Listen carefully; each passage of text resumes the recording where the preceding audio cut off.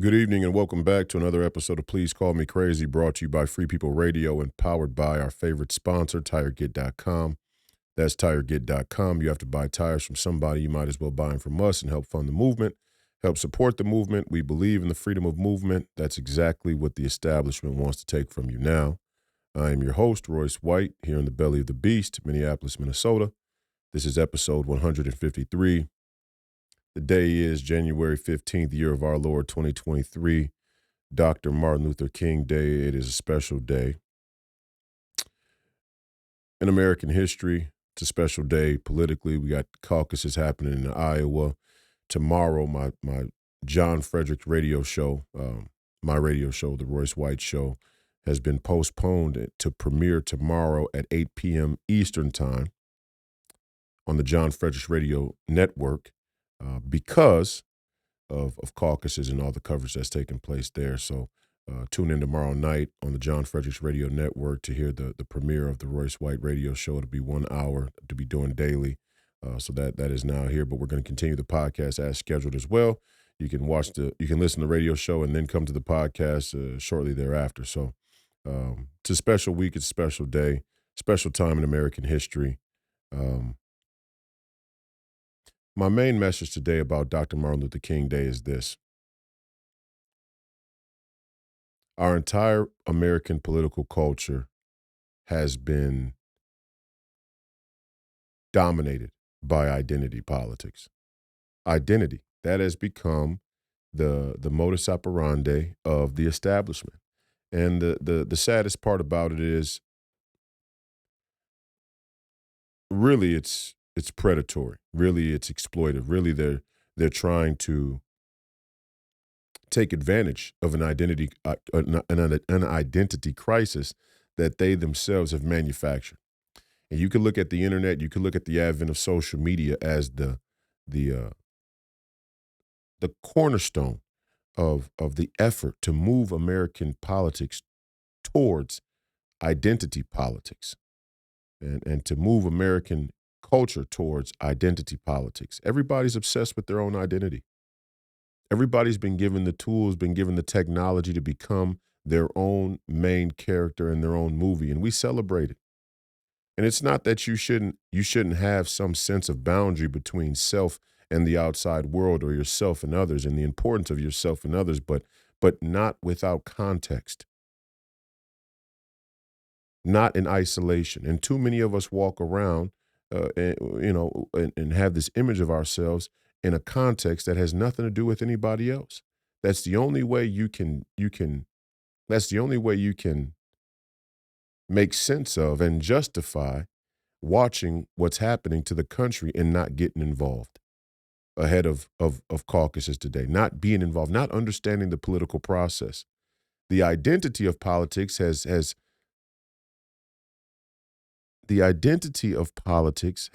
replaced the real substance of politics, which is policy, which is the political process itself. And understanding the political process, understanding the policies that are important of the day.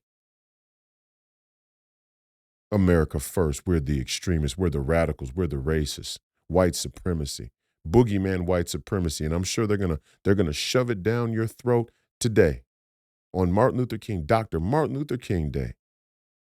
They're gonna try and represent a man who was a Baptist reverend.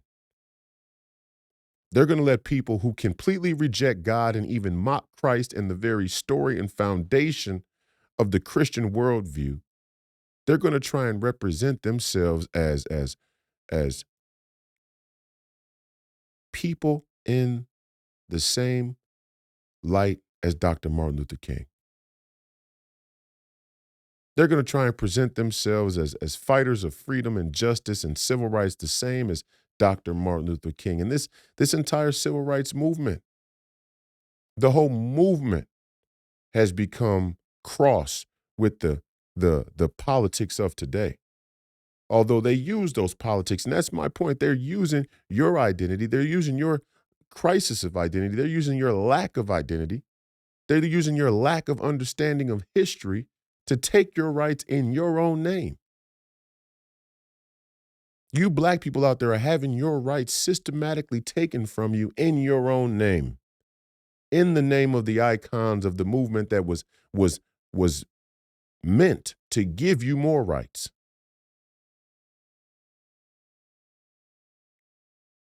They're getting you to open the door. They're getting you to open the gates for them. You're letting the enemy in. And let's be frank, they're already in. It's not going to happen. It's already begun. They've already invaded it. You have to understand right now that the enemy is within the walls. The federal government is in your home, and your rights are now being subject to tyranny. And they're doing it in your name. They're getting you to invite them in. The civil rights movement, Dr. Martin Luther King. Dr. Martin Luther King fought for civil rights. They fought for the right to vote. They fought for the right to be considered an American citizen, to have an honest day's work, an honest day's wage. They fought for the right to be a part, to be seen as a legitimate people in the context of American citizenship, not to give up their citizenship. And they certainly weren't willing to trade their citizenship for their faith in God. That wasn't a part of Martin Luther King's message. We have an entire liberal political culture consisting of neocons and neoliberals, the uniparty, Democrats and Republicans, that is completely antithetical to anything the civil rights movement stood for. The civil rights movement was anti-war. The civil rights movement was anti-racism. The civil rights movement was about giving you rights, not taking your rights. We have a pro-war, anti-rights, and still greatly racist political elite. And I said earlier today on Twitter, Amy Klobuchar, per this DEI ethical and moral standard, this new DEI moral and ethical standard that the Democrats and the Democrats and the liberals and the progressives and all these other people, live by, supposedly, Amy Klobuchar should resign. She should resign she should drop out of this Senate race in just enough time for me to be elected to the United States Senate. Well, why does Amy Klobuchar get to covet her white privilege? Why does she get to keep hers? She's running against a young black man who's oppressed and cheated by the guilty white system. So why does she get to stay? I mean, what it shows you is that, and we know that she wouldn't do that, and I say that to be sarcastic and facetious, but I say it as a real example to help show everybody out there just how dishonest these people's, these ideas are. How illogical the worldview is. How one-sided the worldview is. This is one-sided. This is Black Lives Matter if they vote Democrat. This is equality if it gets us to the end result we want.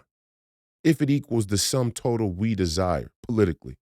The entire identity emphasis in America's culture is all predicated on political ambition. It's political. And that's why it's called identity politics. And you'll hear the liberal establishment media go, identity politics, oh, this is a dog whistle for racism from conservatives and Uncle Toms, as they would call me, or darlings of the far right or whatever. No, the emphasis on identity is all based on politics. It's not based on, they don't care about black people. They don't care about black people, I'm showing you. Well, why wouldn't Amy Klobuchar just give her Senate seat up to me?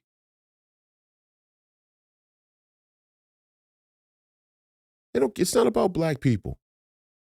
It's not about minorities. It's not about Hispanics. It's not about, Africans or Middle Easterns or Somalis or the Asian people. It's not about Native Americans, indigenous. It's not about women. It ain't even about the LGBTQ. Although somehow they've made it to the top of the totem pole, which says something in and of itself, but it's not even really about them.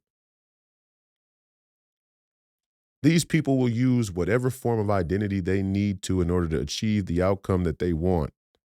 It's all a part of the process. You're all cannon fodder. You're all cannon fodder in their endeavors, their agendas, their ambitions. Identity has become the flavor of the day, and you're all supposed to love it. You're supposed to love it because you've been predisposed to love it because you all have your own little Hollywood motion picture going on social media. You're all the star in your own movie now. Your truth. Your truth is center stage. Your truth independent of anybody else's truth. You want to live in a community, a global community where everybody's living their own truth? You want to live in a global society, in a global citizenry where every individual citizen just exists in their own individual truth? How does that work? How do you have a community with well-being, with peace and love and support for one another, with unity, some resemblance of unity, when everybody's living in their own independent fantasy? None of this stuff even makes any sense.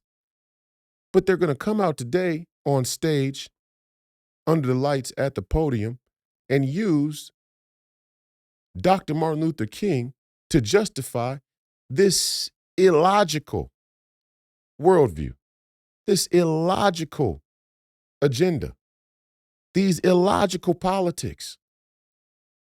How far we have fallen. The content and character, Dr. Martin Luther King, not by accident he was co-opted, but it's not just him. And he was co-opted, and the civil rights movement was co-opted, and he understood it. The Other America, the speech, The Other America, I should run it today.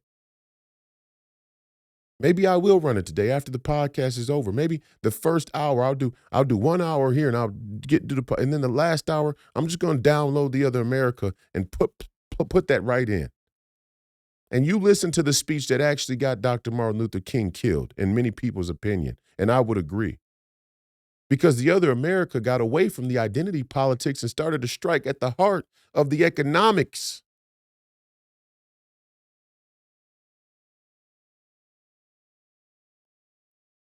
There are two Americas, is what Martin Luther King said. And it's what Donald Trump is saying too. I had a little Freudian slip there, but it is what Donald Trump is saying. There are two Americas. And Donald Trump, and I think Vivek Ramaswamy is making a huge, huge mistake. We're not separating Donald Trump from the ideas. We understand that the ideas are not bound to any one individual. That's just basic. That's basic logic. Of course, none of the ideas, borders, the national debt, forever wars, the elections, trade, etc. None of them are bound to one individual. The ideas are greater than Donald Trump. But we're not detaching the ideas from the man that they mean to make an example out of because of the ideas. That's not the appropriate response.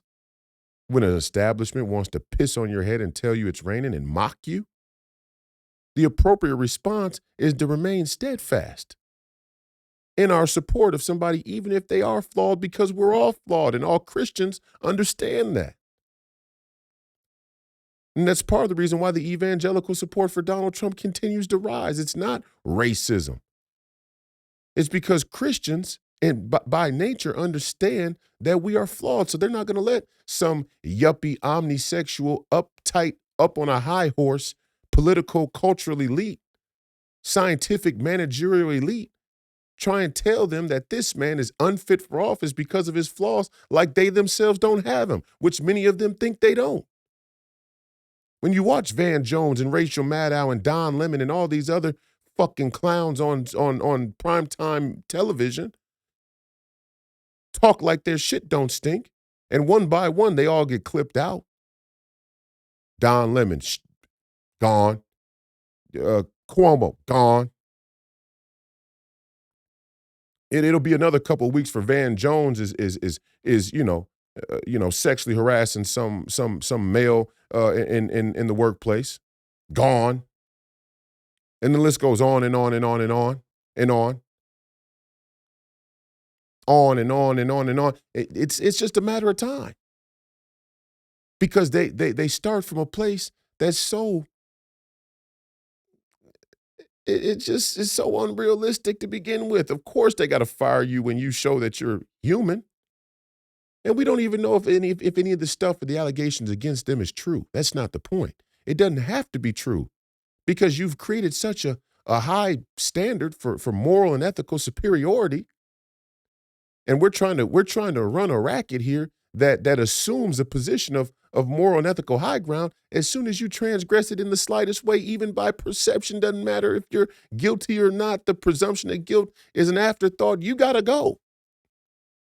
And that's what all you Marxist and communist sheep are in for. And the Christians are radical? The Christians are radical, but we're gonna hang and lynch people. We're gonna witch hunt people based on the perception, not the reality. And you'll hear a lot of these liberal mainstream media industrial complex corporatists talk about the perception and the reality as though the reality is neither here nor there. Doesn't matter what the reality is. All that matters is what the perception is. Perception, identity crisis, identity politics. Do you follow me? Are you understanding the world they've created? The world we've accepted?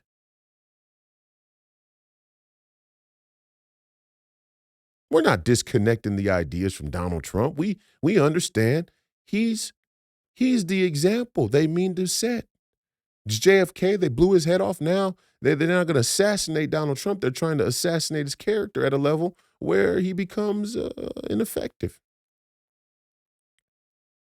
And we're supposed to bow out? Vivek, this is a huge, huge mistake on your part. We're supposed to bow out and not vote for him because of what the deep state will do or is trying to do? If the deep state and all the other allied forces are collaborating to try and take Donald Trump out, it's even more reason we should vote for him. Let the record reflect. Let the record reflect that we stood in opposition with sacred honor. We didn't run. We didn't punt. We didn't make some concession or accommodation. We stood and we bear witness. And we're ready to pay the ultimate price if need be. But refuse to get on your knees. I'm not going to get on my knees and suck these people off as they load the bullet to execute us in their little Marxist fucking global agenda. I'm not doing it. And to be quite honest, anybody who says vote for anybody other than Donald Trump is doing that at this point. It's very clear. It's not about Donald Trump. It's about the fact that the establishment and the government think that they're big enough to bully the people. They believe they're big enough to bully the people. They believe they can propagandize a big enough portion of people to keep them neutral or out of the process completely. They can propagandize enough people to mislead people's involvement in the process, and they can scare the rest of us. They can scare the rest of us into submission. None of this is the appropriate response to what's going on here in this country. None of it. None of that is the appropriate response. We're voting for Donald Trump in 2024. I don't even want to hear anything else. All you people need to drop out of the race now. If you want to be vice president, get your vice president bid ready and leave it at that. But all this other shit is bullshit. I'm sick of it. Cut the shit.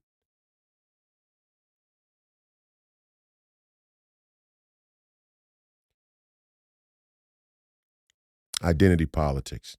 It's being used here at home just like it's being used abroad.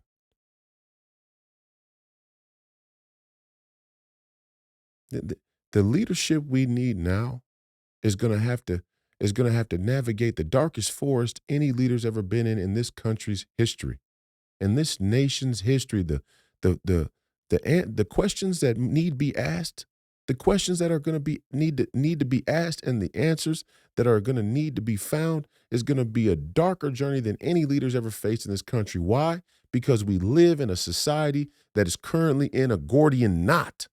There is a Gordian knot we created.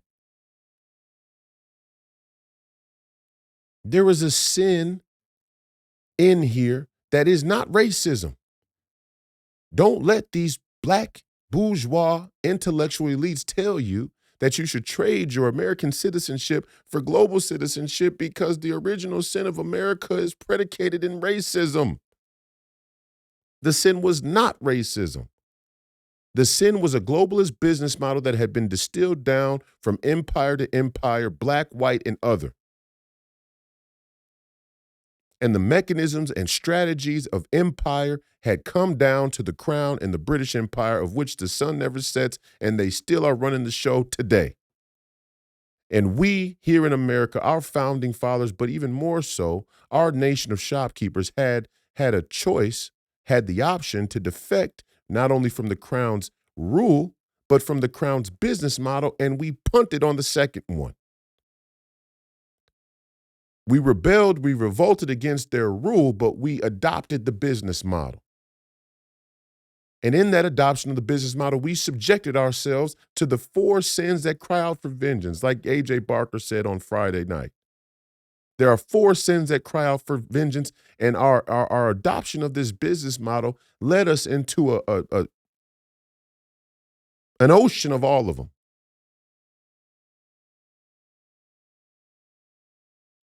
But mainly the 2 of the economic variety, but you could make a case for the first 2 as well.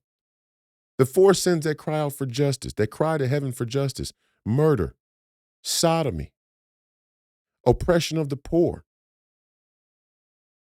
cheating a man out of his wages. So you see how a Protestant nation who wanted to emphasize scripture has found themselves crossed with the word, from the word go. How it's hard to simultaneously hold the 2 views that capitalism and that free market enterprise at any and all costs could ever coexist with the Christian worldview. These are the dark questions we're going to have to answer. And we're going to have to come up with some damn good answers, because you have to go back now, because the sins that cry out for justice have a 4 generation incubation period, you could say. We're going to have to go back now and identify where we lost our way. And we're going to have to undo that. And we're going to have to undo that in culture and spirit, but we're also going to have to undo it in legislation. If we want to call ourselves a Christian nation, if we want to say we're fighting the Christian fight,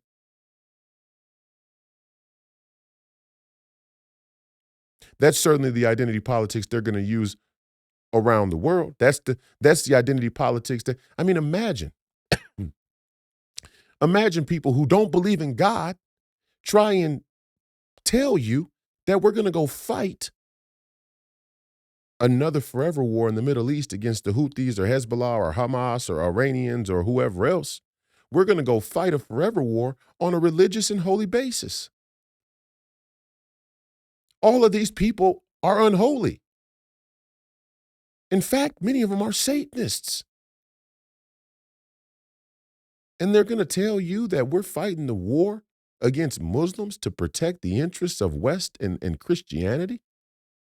That's blasphemous. That's blasphemy. Secretary of State Blinken and any of these other people, line them up, show them one by one, line them up.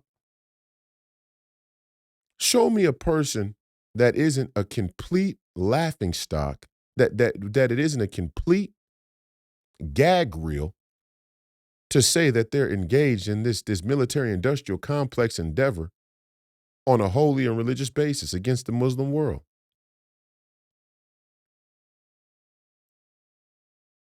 It's ridiculous. It's ridiculous. You got two groups of people. One group of people is a Western, neutered, secular, political, and cultural elite who have rejected God completely and mock Christ and mock Christians. You have that group of people who are using Christianity as a justification to go to war and fight for a split against another group of people who have taken their religion and perverted it to a point of demonic, I would say. You got two bad guys fighting each other, and we want to pick a side. Our side is America first. No more forever wars. We're not here to fight. Listen to the rhetoric about the Suez Canal and this whole Houthi, Yemen, missile strike, the whole deal. They're telling you right out in the open, this is about business.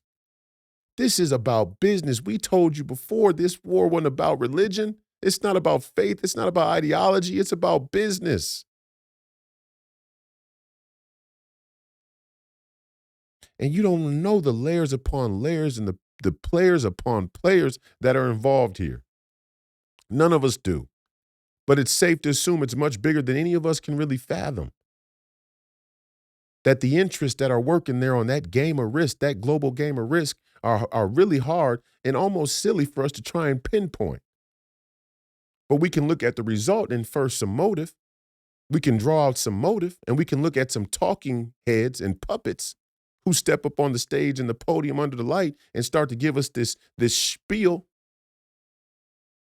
this bullshit spiel, this bullshit propaganda of what this war is about.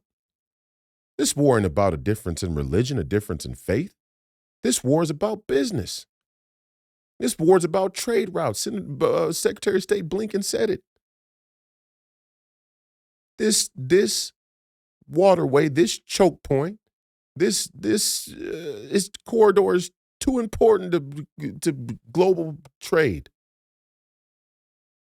to the global economy. So retaliation will be an option. It is on the table. And more military action is on the table. So we have to go back. And again, do you think that the Europeans don't understand the danger of the rise of the people? Of course they understand.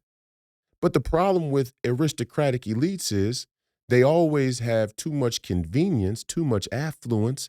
They have too much luxury in their life that keeps them distracted from the necessary choices they need to make to defend what it is that they have in the end. That's why people always rise up and overthrow their leaders when they become tyrannical and disconnected from the reality in the street. And it has been that way in Europe for a long time. You think Marie Antoinette and that crew, you think they didn't understand that there was unrest in the people? Of course they knew. Of course they knew. Their elitist life was offering too much convenience and distraction for them to properly identify and do what needed to be done to create peace. And there's always going to be a certain level of unrest that exists between people who govern and people who are governed. Because there's a natural desire to want to test the boundary of freedom and subjugation. That's an axiom of that dynamic between those who rule and those who are ruled.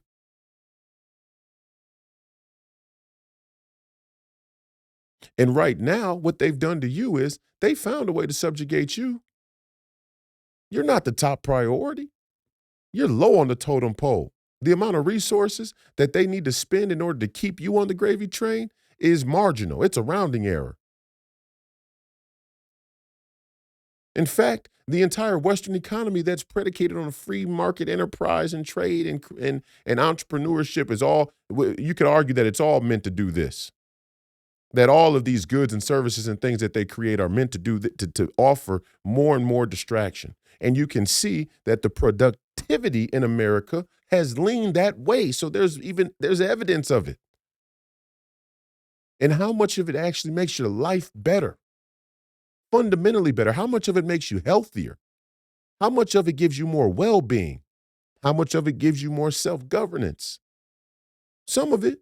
Some of it does. Some of it doesn't. A vast amount of it doesn't. An increasing amount of it doesn't. They're not worried about you. The cost to keep you subjugated, the cost to keep you happy is lower than ever. It's more efficient than ever. It's those radical Muslims we got to worry about. It's those radical Muslims that say, we don't want to be westernized. The LGBTQ advocates couldn't survive in our way of life and in our part of the world. They couldn't survive in our communities. We don't allow that. We have harsh penalties for such matters. Those are the people that they really have to get rid of. And it's damn sad. It's damn sad that a perversion of God's law, that a perversion of faith practice would rise up to be the dominant faction of faith practice that the globalist and anti-God elite want to take out. But you're watching a war between two bad guys. You're watching a war between two bad guys, and we want to pick a side. And we're falling into the same trap that we fell in before. We want to pick a side that looks like us. We want to pick a side that sounds like us. We want to pick a side that has the same interests as we do. How about no side? How about we let the Europeans fight their own war? How about we let the European aristocrats reap what they sow? There is a certain level with drugs, piracy, slavery. The war that we're fighting now stems from the place in history, the moment in history, the Gordian knot that we face today, where the Europeans want to live without borders. The convenience of their life, the convenience of their way of life, the poshness of their life, the luxury of the aristocratic European elite is something that cannot continue without the extractions of material resources well beyond their borders. And you wonder why they want a global citizenry. They want a global citizenry because they don't want to have to go back to living off the lands of what Europe provides alone.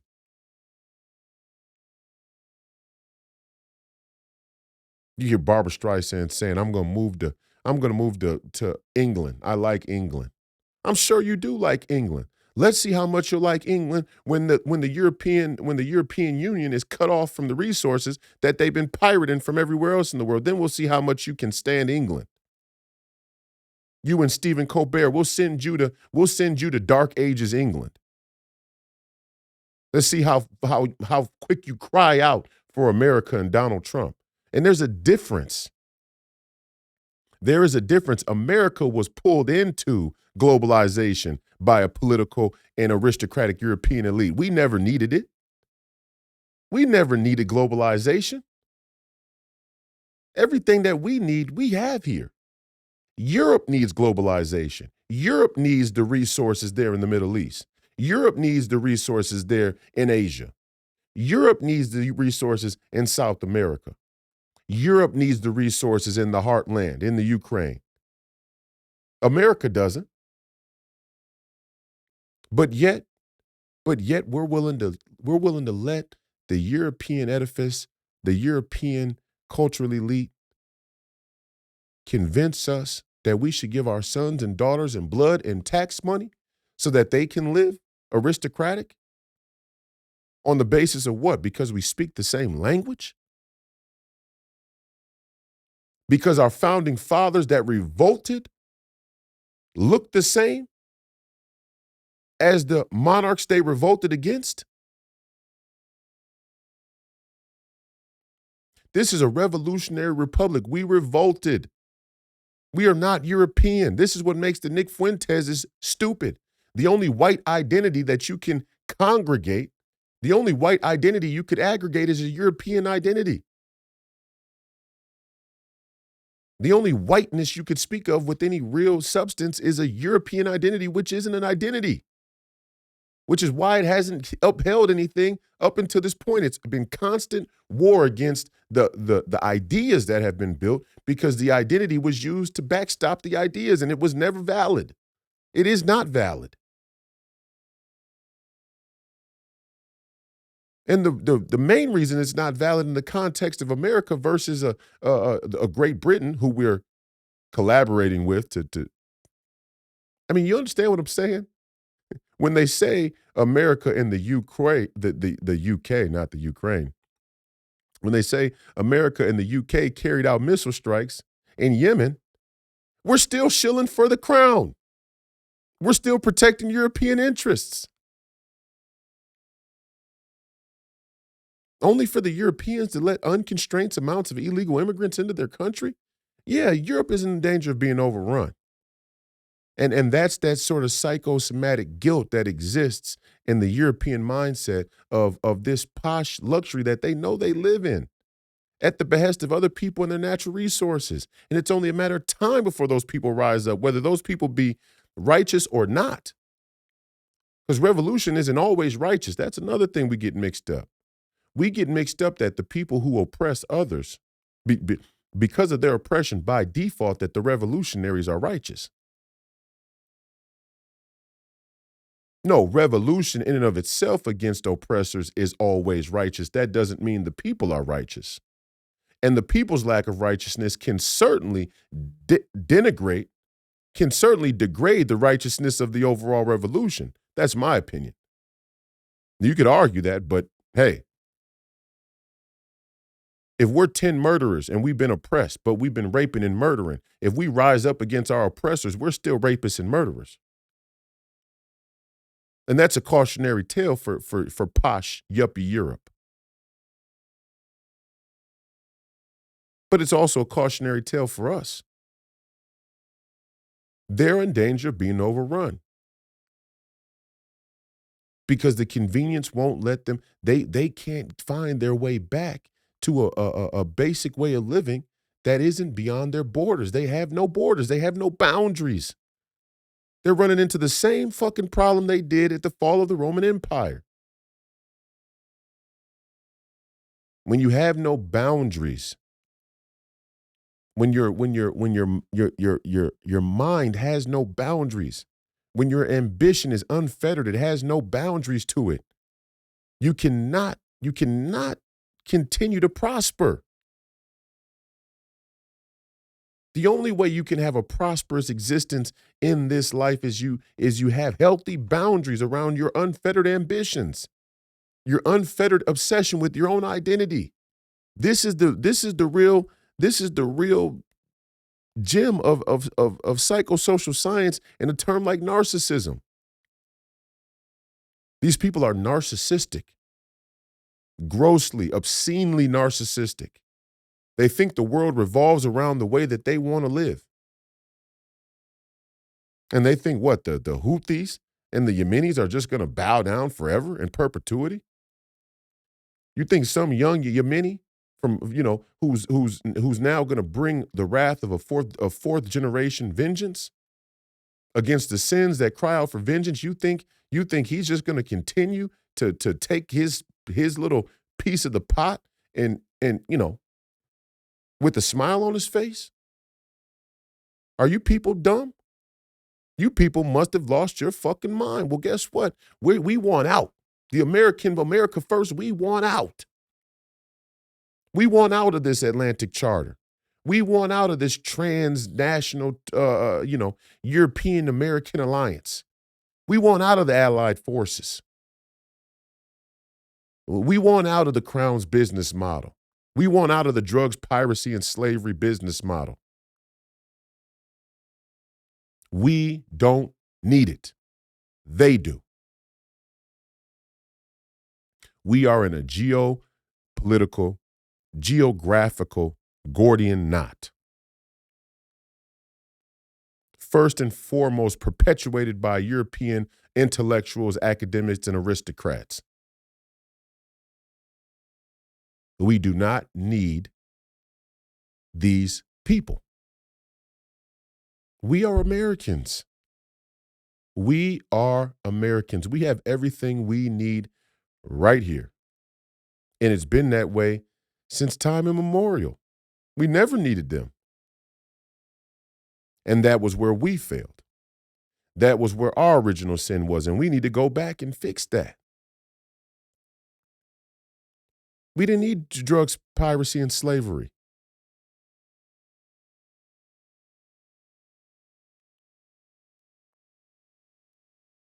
And all you black folks out there today on Dr. Martin Luther King Day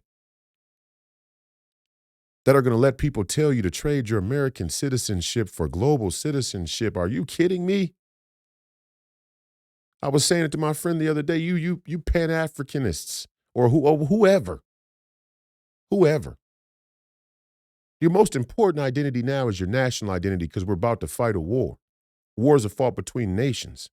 So you could become some rogue, nomad, non-identifying member of whatever place you live in if you want to.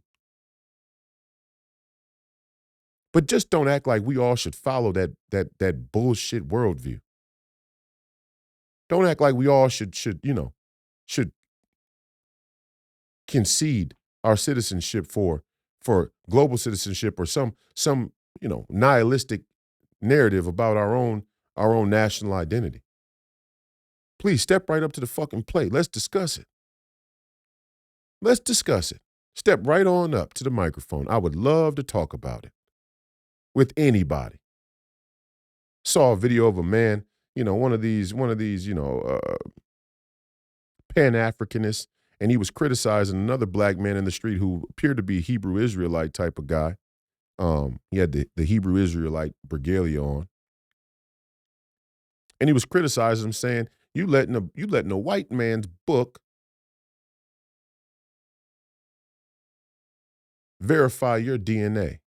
You're letting a white man's book prove your DNA. And then he proceeded to say, there's no scientific evidence. And right there, right away, I understood that generation upon generation, decades of this misinformation and this crooked, perverted, illogical, political worldview have been dispersed all through America, all through black communities on Martin Luther King Day. First off, Christianity is not a white man's religion. Christianity was on the continent of Europe before it was on the continent of Africa before it was on the continent of Europe. Christianity was in Africa before it was in Europe. But what does that even really matter?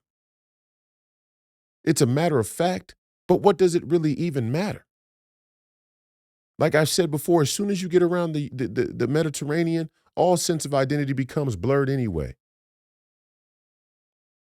But the point I'm making here is, how can you in good conscience make an argument, start from a basis where a book is now illegitimate because of the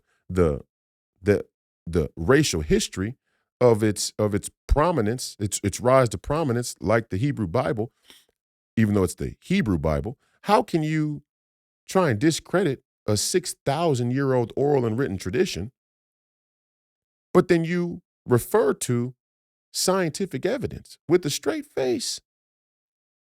I mean, tell me where in the world post-industrial revolution that science hasn't become a racket monopolized by white European aristocrats.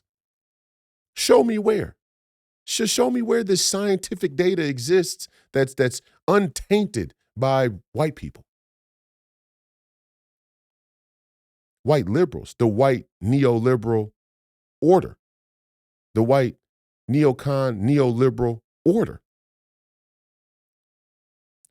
the white European globalists, New World Order. Tell me where science has not been tainted, has not been touched by that system. So what scientific evidence is this brother talking about? The scientific evidence that'll put a mask on you again? The scientific evidence that gave research to gain a function that led to a pandemic? The scientific research that had you standing 6 feet away from each other, but now Dr. Fauci admits to the Congress that the 6-foot social distancing just came out of nowhere. That's scientific evidence? But the Bible is persona non grata. Uh, and you may wonder why I even bring that point up. I'm trying to show you that the two sides that control the opposition here.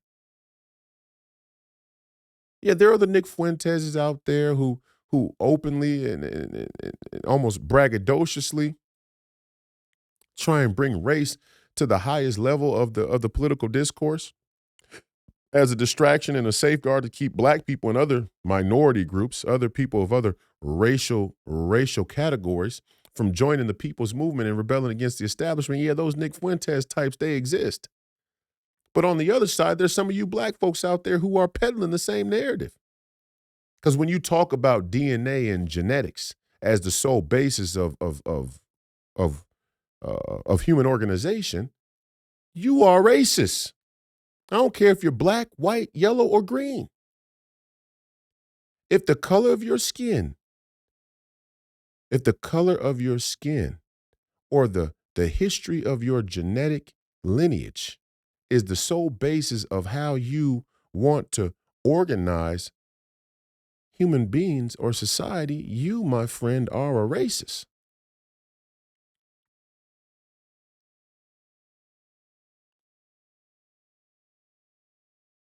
Identity on Dr. Martin Luther King Day. Identity is what's being used to take your rights. Identity politics has become the flavor of the day. This is the main distraction from what we really should be focused on.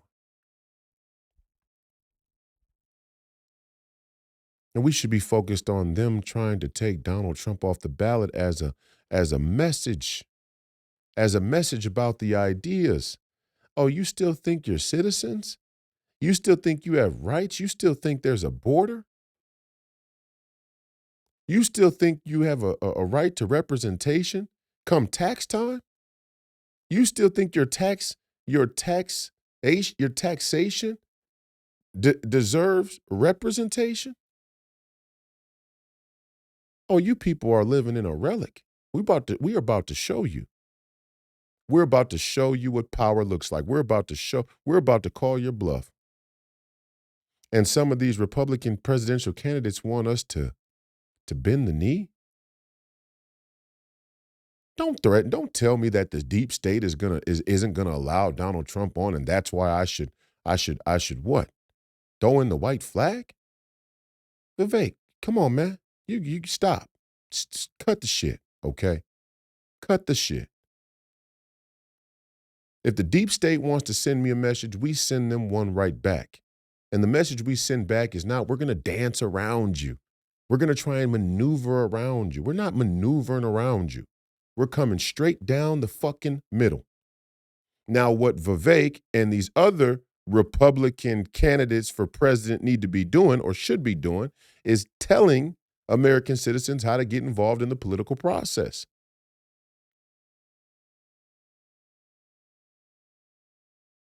That's obvious. Not perpetuating a lie that the system is rigged. The system is rigged, but most of the rigging is done through propaganda that makes people believe that the politics are not, consequential. They're neither here nor there. Politics are decided by the people who show up. Take it from somebody who's involved in the process. I can tell you. I've been in a congressional district convention where they endorse a congressional district candidate. I've been at a congressional district debate where they have two neocons up on stage, and the one guy who has hesitancy about big pharma is treated like a schmuck by the boomer cons in the room.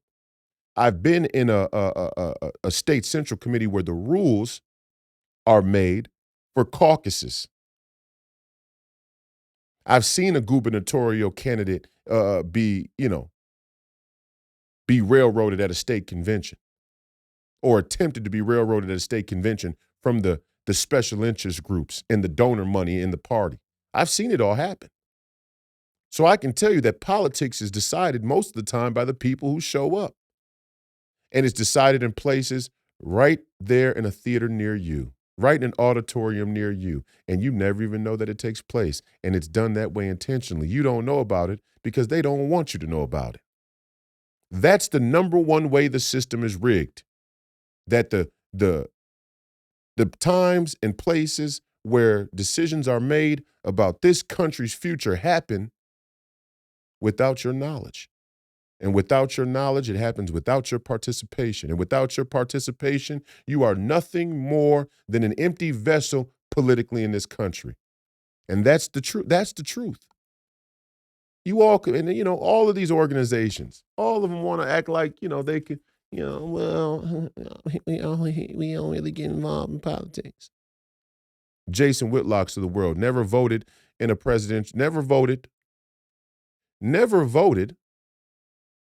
and says he has no plan to vote. Voting don't matter, right? It just, what kind of 501c3 scam is that? Voting don't matter. I'm not voting. Wow. Wow. Okay. But then you're going to call me a plant? You're telling the American people, American citizens, that their most fundamental right, their most fundamental role in being an American citizen, they should forego. And even if you say they should vote, but you're not voting, lead by example. That's how the saying goes. When you say you're not voting, it kind of sends a signal that voting doesn't matter. We're going to tell American citizens we're going to tell American citizens in their darkest hour, in the nation's darkest hour, that the cornerstone of American citizenship is neither here nor there.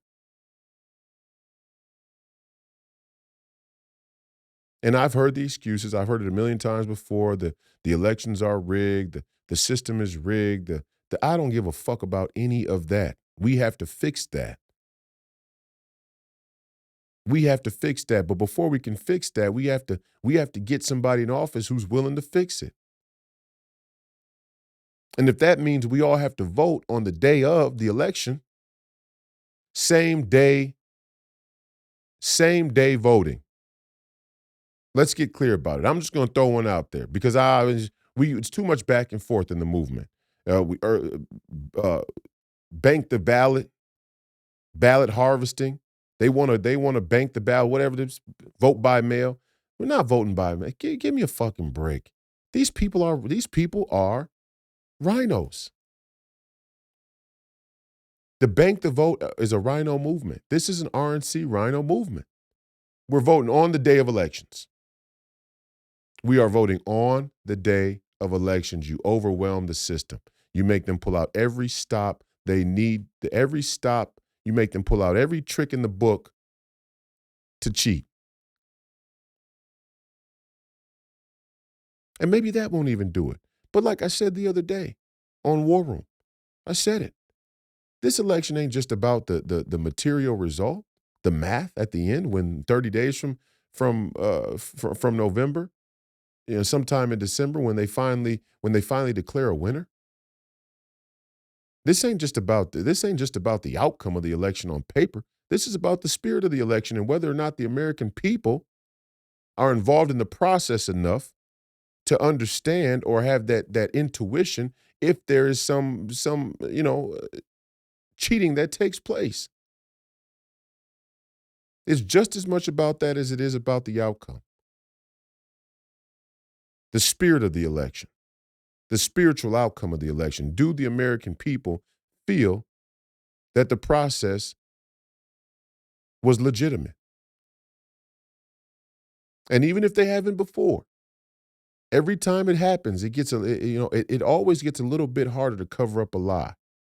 It always gets a little bit more difficult. At some point, you reach a level where the people who are being lied to have some sort of complicitness. They have to be complicit in the lie for it to even carry on. You reach that level. And we've approached that moment here in this country where people understand what Donald Trump represents as a threat to the establishment, black, white, green, or yellow. And this election and the results should reflect that. And if they don't, we'll have two choices on our hands. Either the establishment is going to go full-blown, tyrannical, New World Order, martial law, or they're going to cook up some type of disaster and crisis to make you beg for tyranny, or the people are finally going to say, whoa, whoa, whoa, something didn't go right here, but we're complicit. We like the convenience of what we have so much. We'll overlook. We'll look past it. We'll look past the corruption, which we've done a lot of up until this point. Or the people are finally going to say we're done. We've had enough. We've had a belly full of it, and we're not going to let bread rise another 100%. So you all can go steal the natural resources there in the Middle East on behalf of the Europeans. We're not doing it.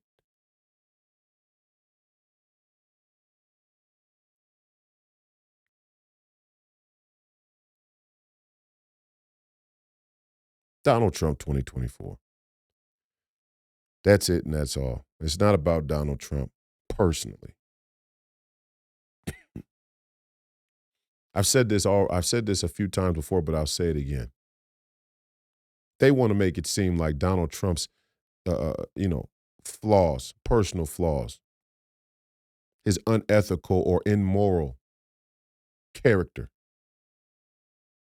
is the sole source of their obsession with taking him out, taking him off the ballot, putting him in prison. But we know that's not true. And how do we know that's not true? We know that's not true because you could pull down any one of these cultural, globalist, yuppie, posh, omnisexual, cosmopolitan, scientific managerial elites.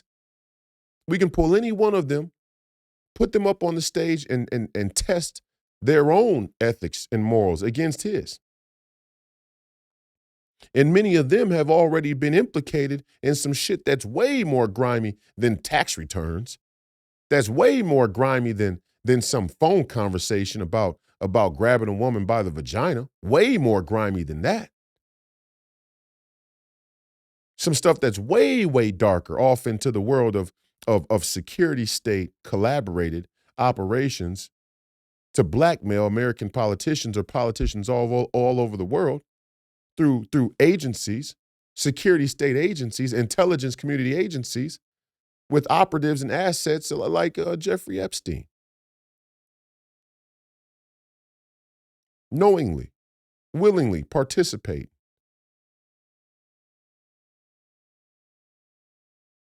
Oh, there's something they know that we don't know. And there's a reason they want to put Donald Trump in jail. But I guarantee you this. It ain't because he's involved with them on those things. Because if he was involved on those things, they try to protect him like they're trying to protect the other people who were involved with them on those things. You don't see it. You don't see the little cohort of cultural elite that are trying to protect each other, that are trying to blend in with one another. They're trying to hide themselves through a cultural consensus that's manufactured right here on your phone for you to be able to read and go, "Oh yeah, is that what we think? Is that what we think? Oh that's what Oprah and Dwayne the Rock Johnson think about Maui, huh?"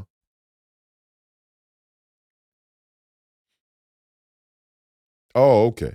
Because if Oprah and Dwayne the Rock Johnson think it, well then hey, I mean, the establishment is okayed, so I guess it's safe to go with. I can't tell you how embarrassing it is to watch all you black folks out there talk about racism in a guilty system. Talk about racism in a guilty system that I'm sure you're going to continue to puppet parrot today on Martin Luther King Day, Dr. Martin Luther King Day. I can't believe you all talk about these things and turn around and bend the knee to the same system that's trying to take the very rights that Dr. Martin Luther King worked so hard to. to give you access to. The right to be educated. Now they're going to take your public schools like they did there in New York City and bring illegal immigrants and house them in the public school and then tell the kids that cancel school on the kids to house illegal immigrants? You got to be kidding me. House them in the football stadium. How about we stop NFL football? House them at the basketball stadium. Oh, we can't. You see what's going on here? You see what's going on here? The school, that the education, that's expendable. But the circus, the jerk off, is never expendable. I don't think I could come up with this is why I just come up here with no notes for an hour, 2 hours, and just go. I don't think I could come up with a better example of the sort of posh, yuppie, liberal, globalist, cosmopolitan, omnisexual, aristocratic, scientific, managerial elite that we live under than that. Our elites think that the education there in New York City is expendable, but the professional sports must go on. The show must go on.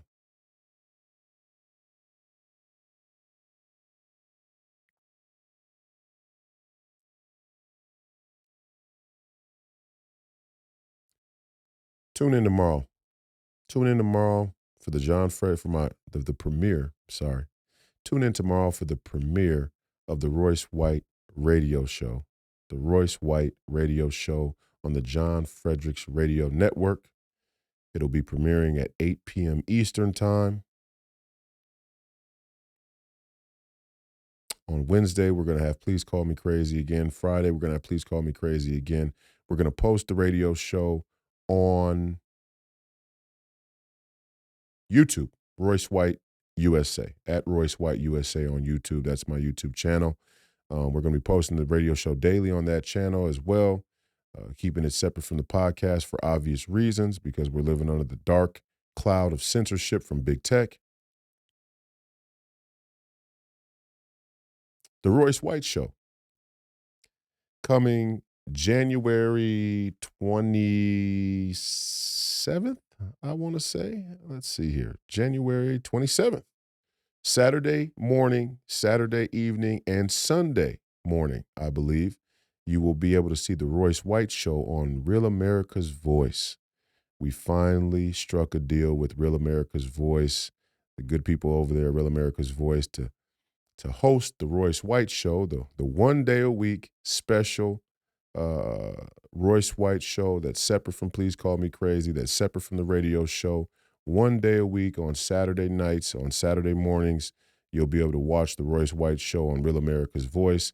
So that is coming as well. And we will probably be posting that on the Royce White USA YouTube channel for your viewership and listenership too. That reminds me, I'm gonna have to create a new podcast channel as well for all of you who listen on the audio platforms, with the Royce White Show and the radio show on there in podcast form, so you can listen back to it on all the major platforms. We'll have to get that set up over the next few days here. But to end again, the identity politics thing is absolutely ridiculous. It's ridiculous. On Martin Luther King Day, you can be sure that the establishment is going to use the iconic Black Americans who fought for you to have citizenship. They're going to use them to undermine your citizenship, to take the rights that they fought for you to have.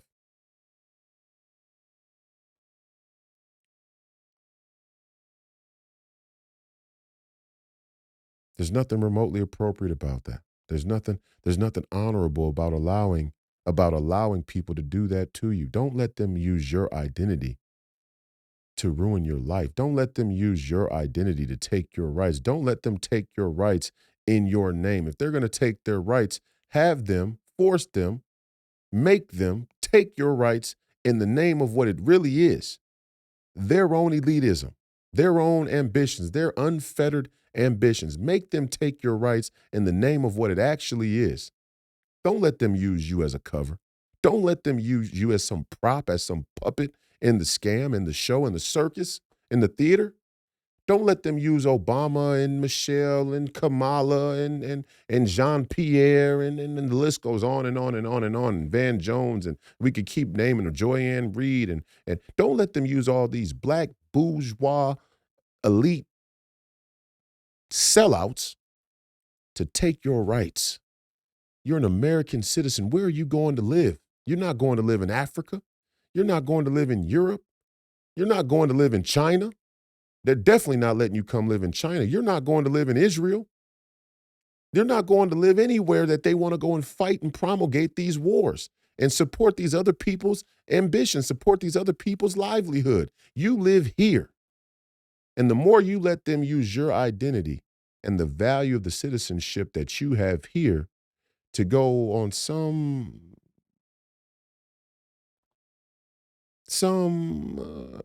unquantifiable adventure or mission there,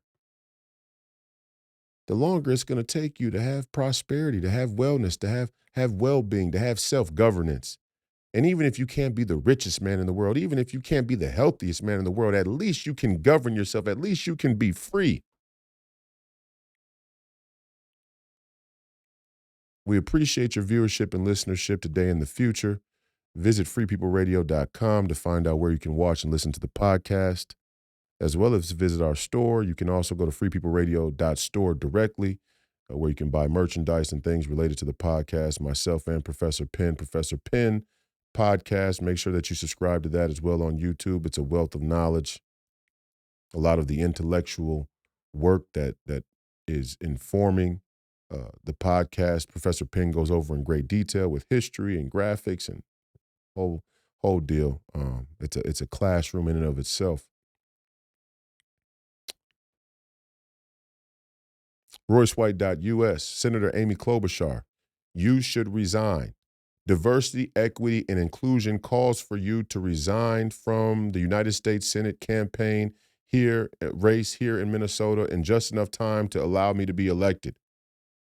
If you do not, Amy Klobuchar, you are a racist by your own standards. Because anytime a white person doesn't give up their position of privilege for some oppressed and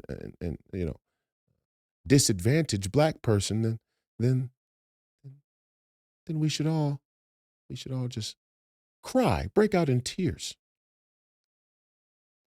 We should all try and persecute that person, right? Right? Anybody who doesn't submit to DEI, diversity, equity, and inclusion, Marxism, communism, we should persecute that person. We should prosecute that person. They deserve to die, right? Ain't that what the movement calls for? Well, proceed, Amy. I'm here to run for United States Senate, and you, liberal, affluent, middle-aged, white woman of privilege, are standing in my way. Feel free. Proceed. Follow your own. Lead by example. Oh, no, I forgot. It's only Black Lives Matter if you vote Democrat. Rules for me, not for thee. We get it. Anyway, RoyceWhite.us, Senate campaign website, where you can find more information about the real platform of the people who are running for office, who want to represent you, should be talking about, the issues they should be running on. The border, the debt, forever wars. That's the shit that matters to me. The color game is for WWE politicians. Don't give a shit about it. But I do want them to live up to their own expectations if they're going to be in the public on Twitter talking about all of these inclusive matters, like a St. Paul City Council who recently had her historic moment, made her story. They actually had the audacity on national primetime television and radio to say the word her story.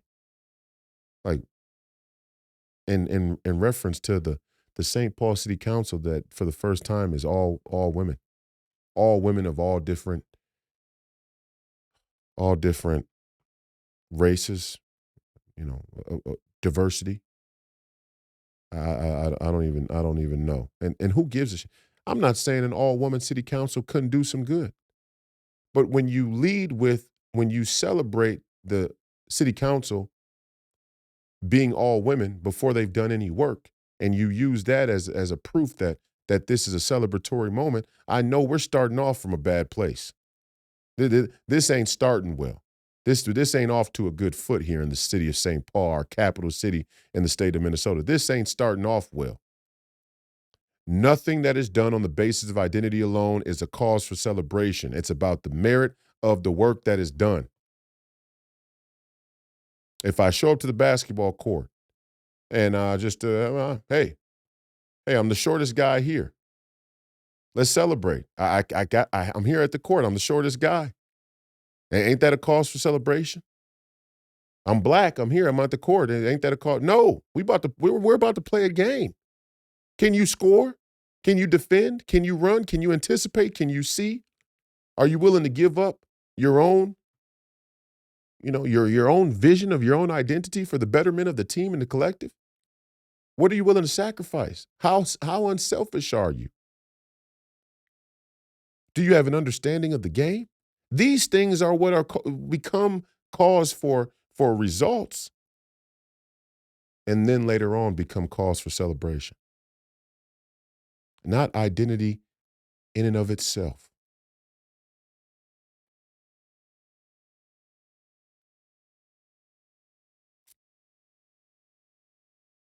What else? RoyceWhite.us, the Senate campaign website. You can go there and make a donation. FreePeopleRadio.com, TireGet.com. You can go, you got to buy tires. Everybody has to buy tires. Next time you buy tires, it could be today, it could be in the future. Whenever you get ready to buy tires again, buy tires from us.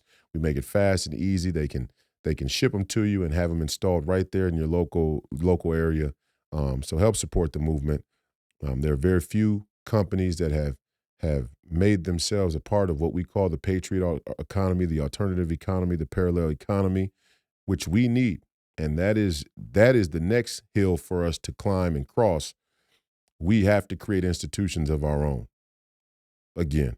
But that starts with helping vote with your dollar. This is a political process, political season. Get involved in politics. Go to precinctstrategy.com. Learn how to get involved in politics. We're going to be putting out information on the Royce White USA YouTube channel about how to get involved in caucuses and become precinct committeemen and all of those things so you can be well equipped to be involved in the political process. But we also vote with our dollar. And you can be conscious of that all year long.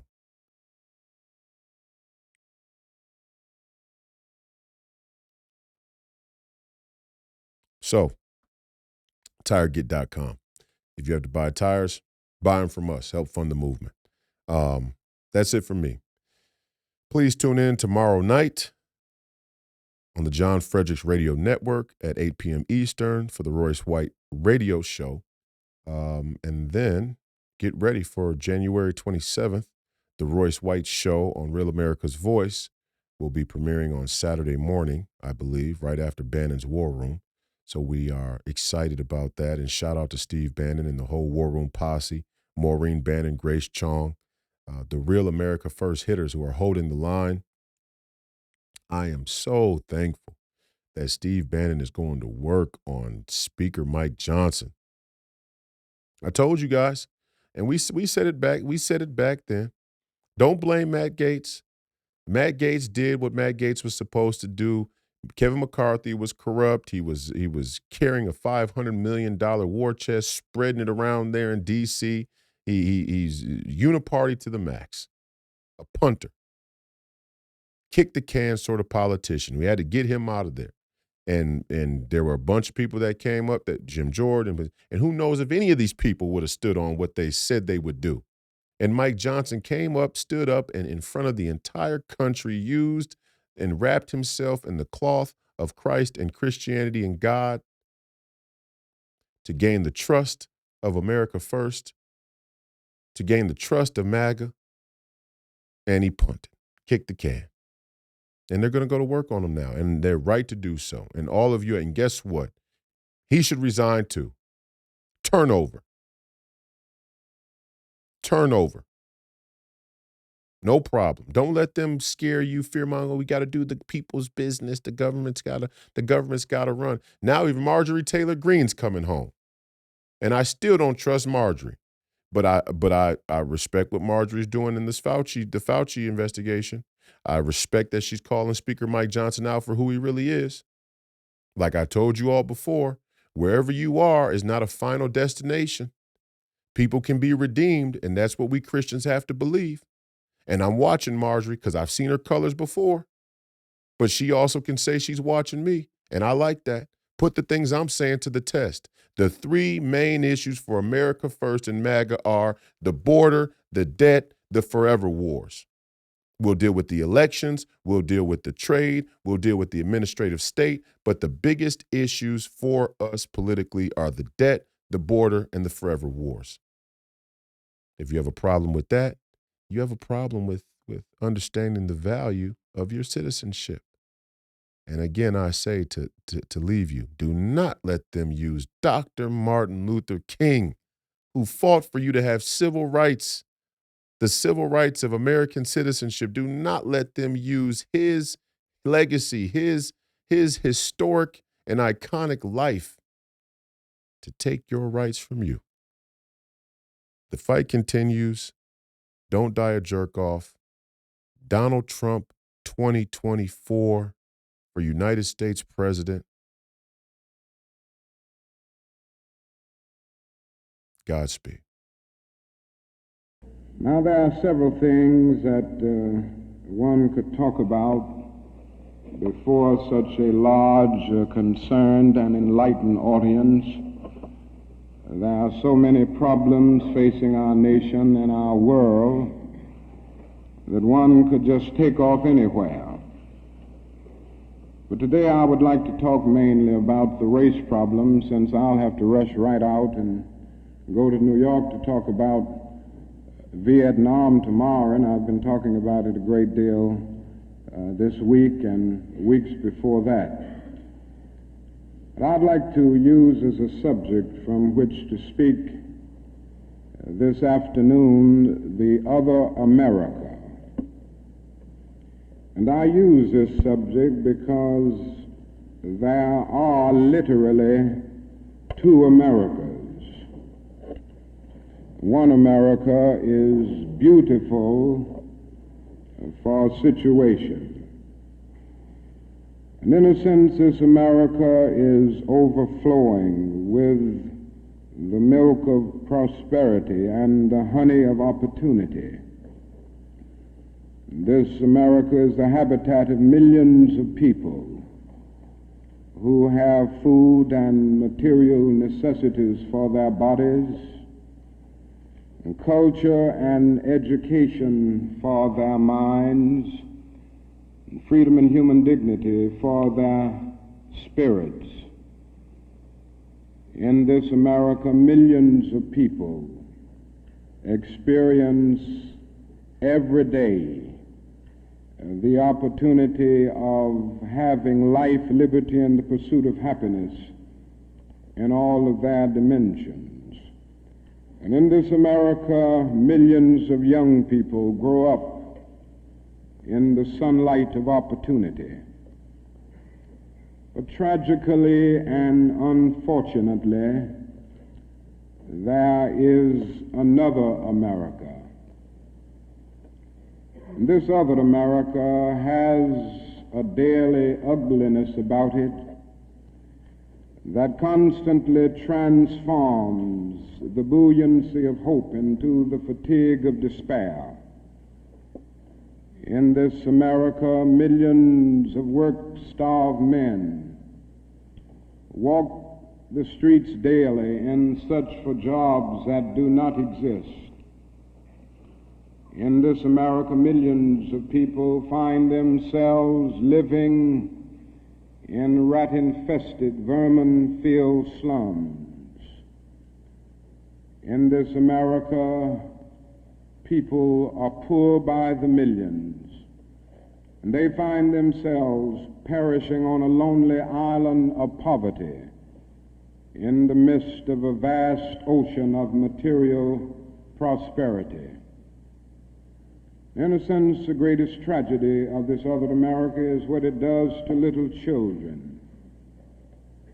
Little children in this other America are forced to grow up with clouds of inferiority forming every day in their little mental skies. And as we look at this other America, we see it as an arena of blasted hopes and shattered dreams. Many people of various backgrounds live in this other America. Some are Mexican Americans, some are Puerto Ricans, some are Indians, some happen to be from other groups. Millions of them are Appalachian whites. Probably the largest group in this other America in proportion to its size in the population is the American Negro. The American Negro finds himself living in a triple ghetto, a ghetto of race, a ghetto of poverty, a ghetto is to deal with this problem, of the two Americas. We are seeking to make America one nation, indivisible, with liberty and justice for all. Now let me say that the struggle for civil rights, or the struggle to make these two Americas one America, is much more difficult today than it was 5 or 10 years ago. For about a decade or maybe 12 years, we struggled all across the South in glorious struggles to get rid of legal, overt segregation and all of the humiliation that surrounded that system of segregation. In a sense, this was a struggle for decency. We could not go to a lunch counter in so many instances and get a hamburger or a cup of coffee. We could not make use of public accommodations. Public transportation was segregated, and often we had to sit in the back, and within transportation within cities, we often had to stand over empty seats because sections were reserved for whites only. We did not have the right to vote in so many areas of the South. And the struggle was to deal with these problems.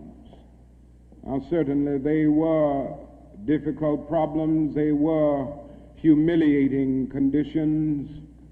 And by the thousands, we protested these conditions. We made it clear that it was ultimately more honorable to accept jail cell experiences than to accept segregation and humiliation. By the thousands, students and adults decided to sit in at segregated lunch counters to protest conditions there. And when they were sitting at those lunch counters, they were in reality standing up for the best in the American dream and seeking to take the whole nation back to those great wells of democracy which were dug deep by the founding fathers in the formulation of the Constitution and the Declaration of Independence. Many things were gained as a result of these years of struggle. In 1964, the Civil Rights Bill came into being after the Birmingham movement, which did a great deal to subpoena the conscience of a large segment of the nation to appear before the judgment seat of morality on the whole question of civil rights. After the Selma movement in 1965, we were able to get a voting rights bill. Now, all of these things represented strides. But we must see that the struggle today is much more difficult. It's more difficult today because we are struggling now for genuine equality. And it's much easier to integrate a lunch counter than it is to guarantee a livable income and a good, solid job. It's much easier to guarantee the right to vote than it is to guarantee the right to live in sanitary, decent housing conditions. It is much easier to integrate a public park than it is to make genuine, quality, integrated education a reality. And so today we are struggling for something which says we demand genuine equality. It's not merely a struggle against extremist behavior toward Negroes. And I'm convinced that many of the very people who supported us in the struggle in the South are not willing to go all the way now. I came to see this in a very difficult and painful way in Chicago over the last year where I've lived and worked. Some of the people who came quickly to march with us in Selma and Birmingham were active around Chicago. And I came to see that so many people who supported morally and even financially what we were doing in Birmingham and Selma were really outraged against the extremist behavior of Bull Connor and Jim Clark toward Negroes rather than believing in genuine equality for Negroes. And I think this is what we've got to see now, and this is what makes the struggle much more difficult. And so as a result of all of this, we see many problems existing today that are growing more difficult. It's something that is often overlooked, but Negroes generally live in worse slums today than 20 or 25 years ago. In the North, schools are more segregated today than they were in 1954 when the Supreme Court's decision on desegregation was rendered. Economically, the Negro is worse off today than he was 15 and 20 years ago. And so the unemployment rate among whites at one time was about the same as the unemployment rate among Negroes. But today the unemployment rate among Negroes is twice that of whites. And the average income of the Negro is today 50% less than whites. And as we look at these problems, we see them growing and developing every day. And we see the fact that the Negro economically is facing a depression in his everyday life that is more staggering than the depression of the 30s. The unemployment rate of the nation as a whole is about 4%. Statistics would say from the Labor Department that among Negroes it's about 8.4%. But these are the persons who are in the labor market, who still go to employment agencies to seek jobs, and so they can be calculated. The statistics can be gotten because they are still somehow in the labor market. But there are hundreds of thousands of Negroes who have given up. They've lost hope. They've come to feel that life is a long and desolate corridor for them with no exit sign. And so they no longer go to look for a job. There are those who would estimate that these persons who are called the discouraged persons would be 6 or 7% in the Negro community. And that means that unemployment among Negroes may well be 16%. And among Negro youth in some of our large urban areas, it goes to 30 and 40%. And so you can see what I mean when I say that in the Negro community. That is a major, tragic, and staggering depression that we face in our everyday lives.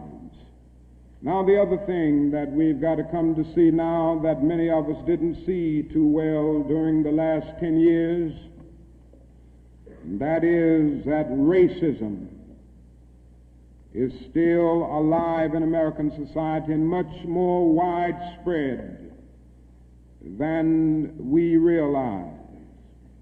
And we must see racism for what it is. It is a myth of the superior and the inferior race.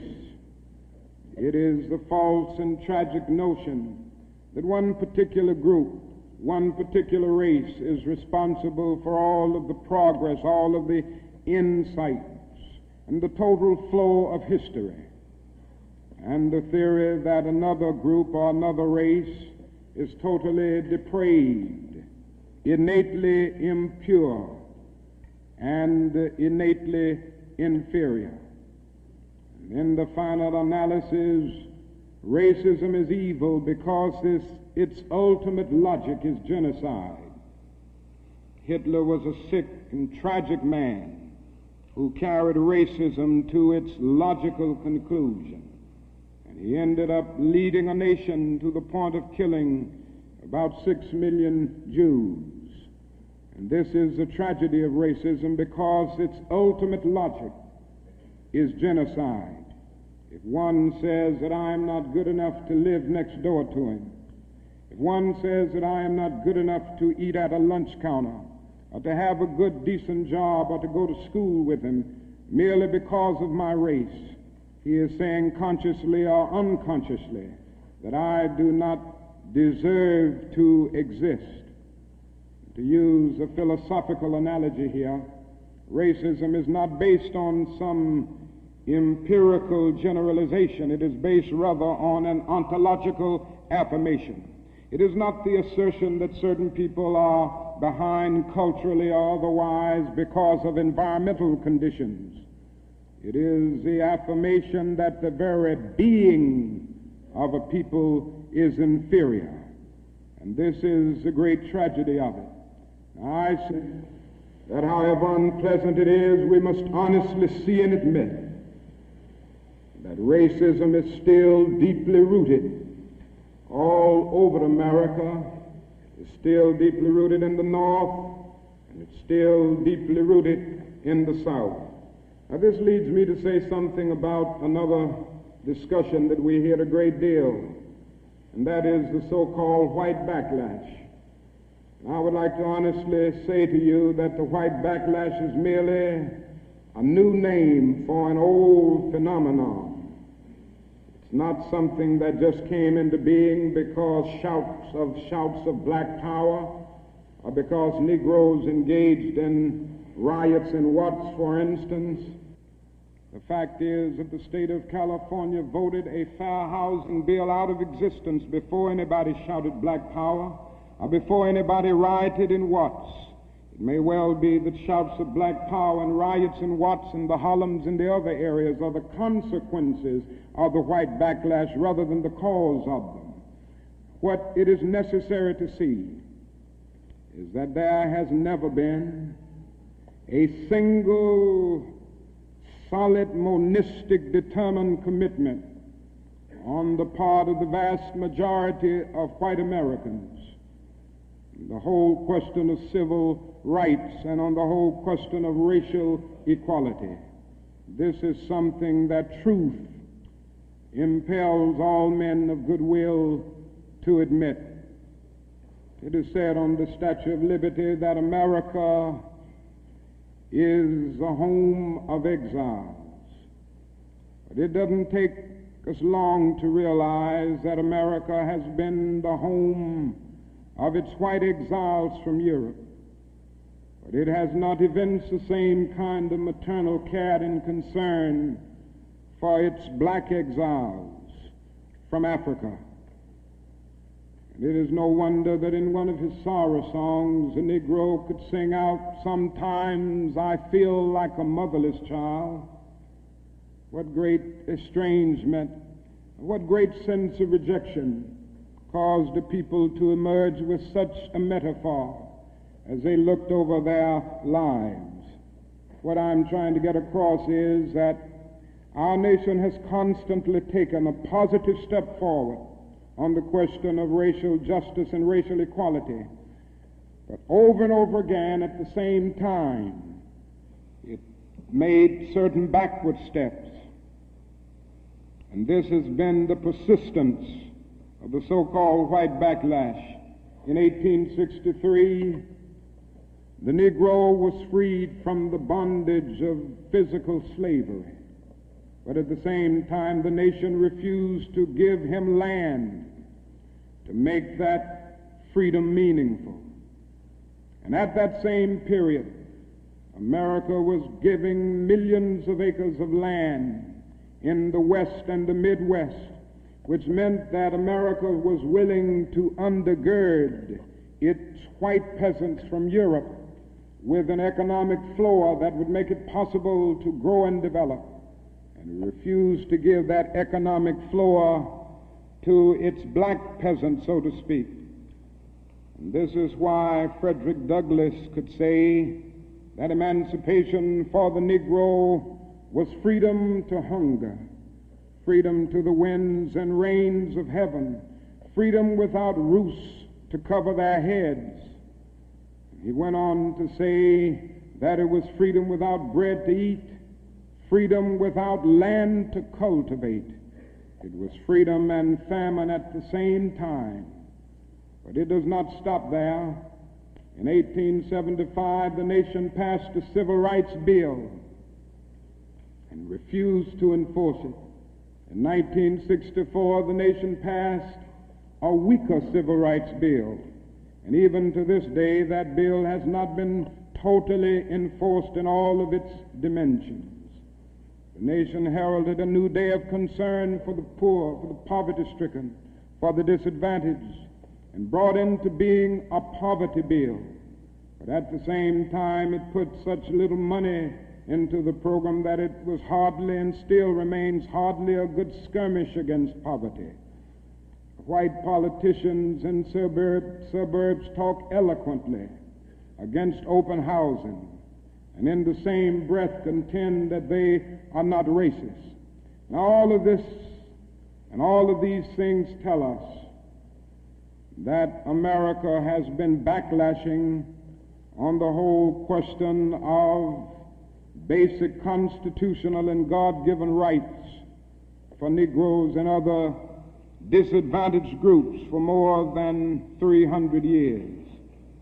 So these conditions, persistence of widespread poverty, of slums, and of tragic conditions in schools and other areas of life, all of these things have brought about a great deal of despair and a great deal of desperation, a great deal of disappointment and even bitterness in the Negro communities. And today all of our cities confront huge problems.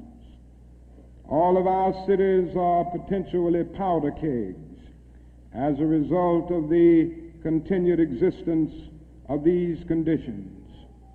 Many in moments of anger, many in moments of deep bitterness, engage in riots.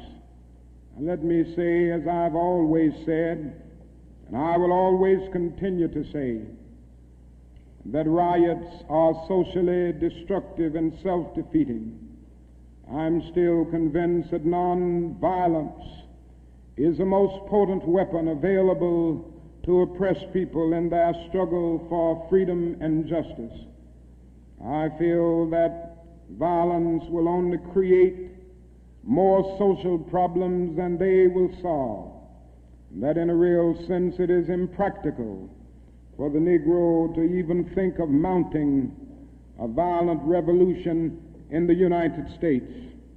So I will continue to condemn riots and continue to say to my brothers and sisters that this is not the way.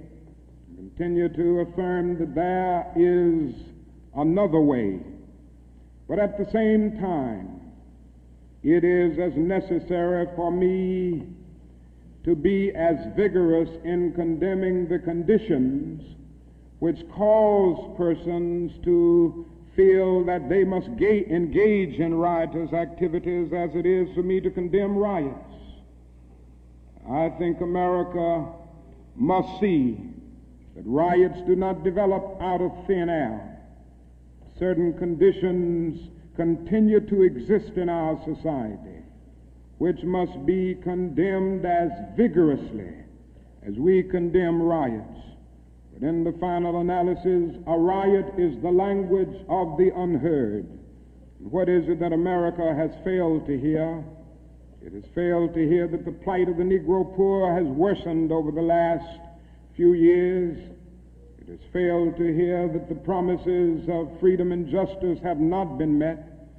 And it has failed to hear that large segments of white society are more concerned about tranquility and the status quo than about justice, equality, and humanity. And so in a real sense, our nation's summers of riots are caused by our nation's winters of delay. And as long as America postpones justice, we stand in the position of having these recurrences of violence and riots over and over again.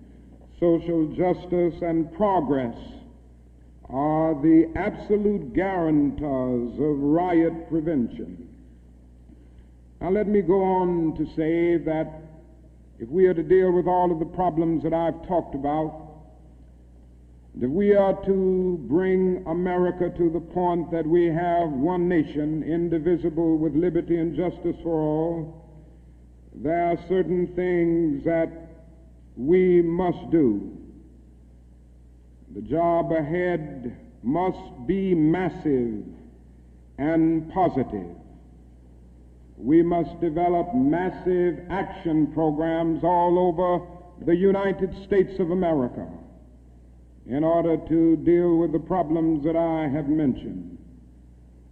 Now, in order to develop these massive action programs, we've got to get rid of one or two false notions that continue to exist in our society.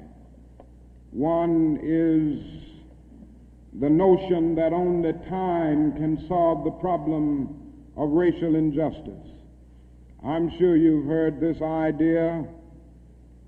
It is the notion almost that is something in the very flow of time that will miraculously cure all evils. And I've heard this over and over again. There are those, and they're often sincere people, who say to Negroes and their allies in the white community that we should slow up and just be nice and patient and continue to pray, and in 100 or 200 years the problem will work itself out, because only time can solve the problem. Well, I think that is an answer to that myth, and it is that time is neutral. It can be used either constructively or destructively. And I'm absolutely convinced that the forces of ill will in our nation, the extreme righteous in our nation, have often used time much more effectively than the forces of goodwill. And it may well be that we will have to repent in this generation, not merely for the vitriolic words of the bad people and the violent actions of the bad people, but for the appalling silence and indifference of the good people who sit around and say, wait on time. Somewhere we must come to see that social progress never rolls in on the wheels of inevitability. It comes through the tireless efforts and the persistent work of dedicated individuals, and without this hard work, time itself becomes an ally of the primitive forces of social stagnation. And so we must help time, and we must realize that the time is always right to do right.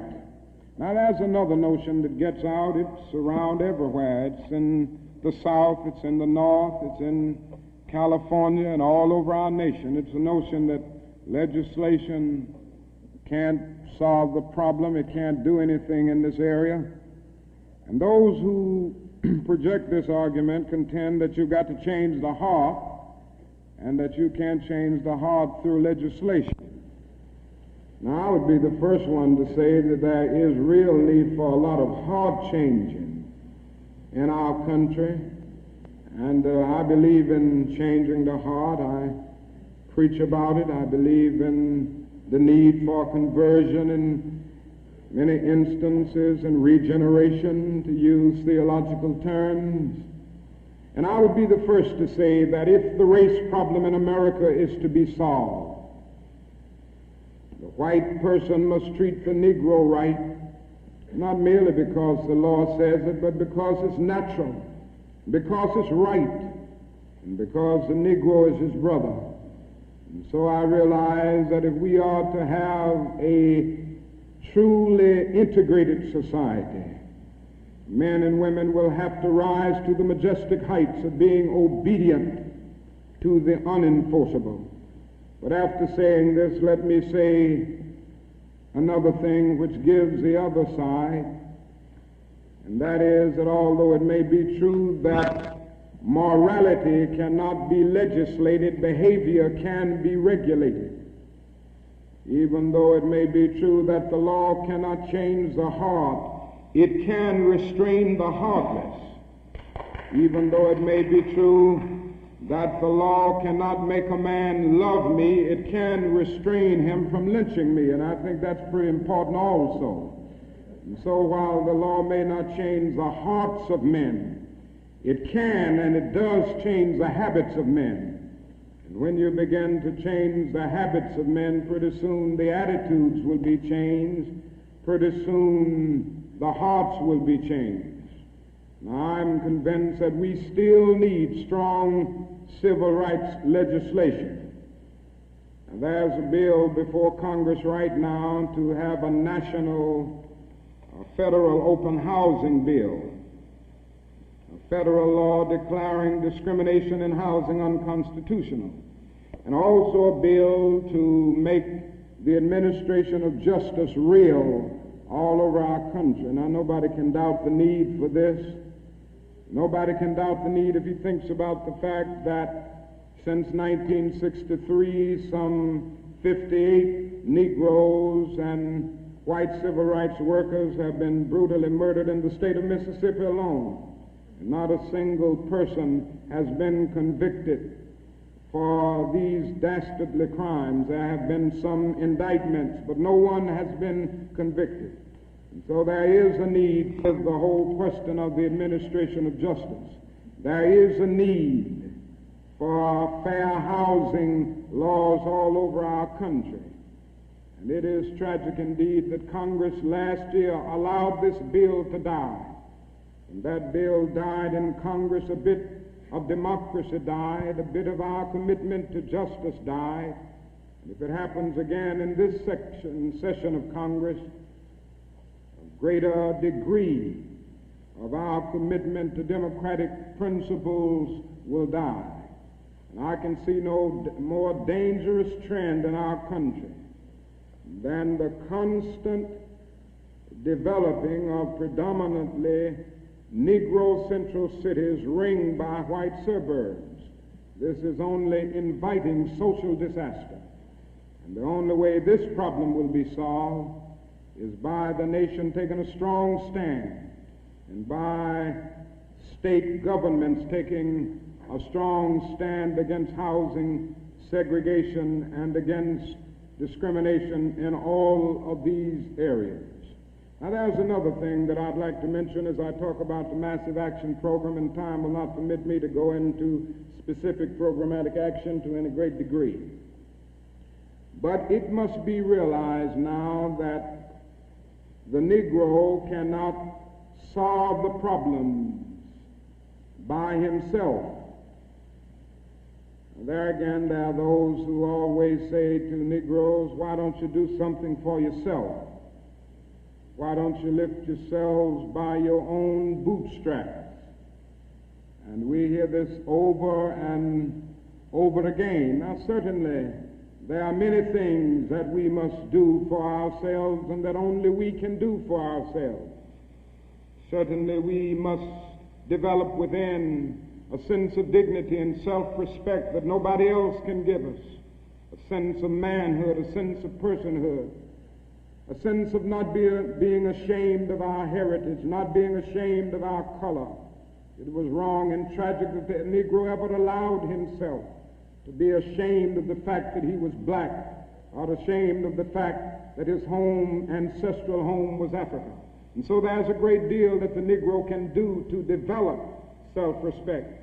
There's a great deal that the Negro must do and can do to amass political and economic power within his own community and by using his own resources.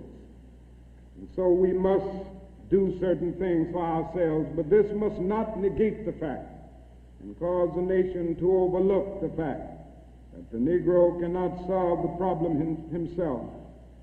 A man was on the plane with me some weeks ago, and he came and talked with me, and he said, the problem, Dr. King, that I see with what you all are doing is that every time I see you and other Negroes, you are protesting, and you aren't doing anything for yourselves.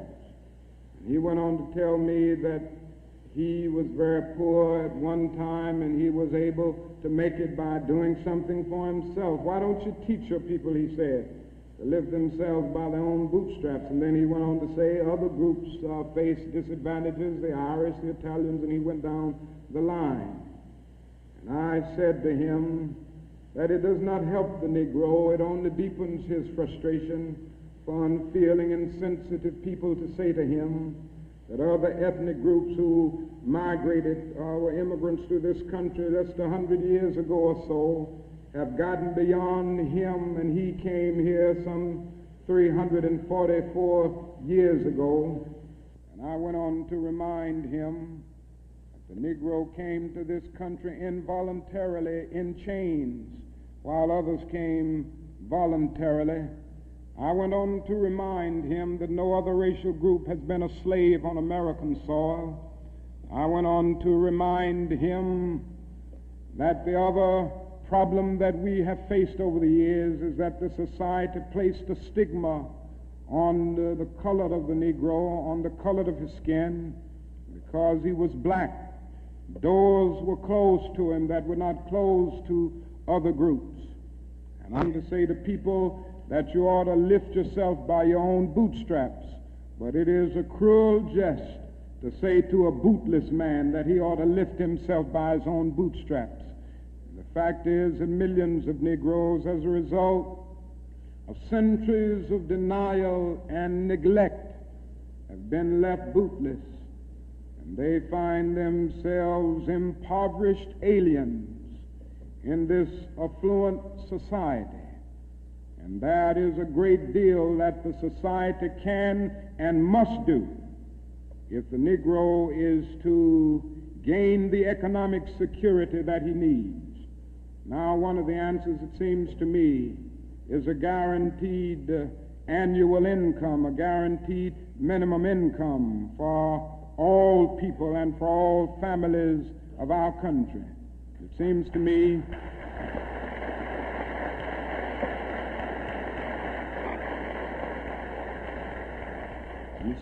that the civil rights movement must now begin to organize for the guaranteed annual income, begin to organize people all over our country and mobilize forces so that we can bring to the attention of our nation this need and this something which I believe will go a long, long way toward dealing with the Negro's economic problem and the economic problem with many other poor people confronting our nation. Now, I said I wasn't going to talk about Vietnam, but I can't make a speech without mentioning some of the problems that we face there, because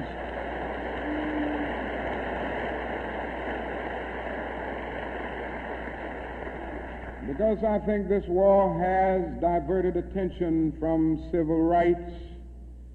It has strengthened the forces of reaction in our country and has brought to the forefront the military-industrial complex that even President Eisenhower warned us against at one time. And above all, it is destroying human lives.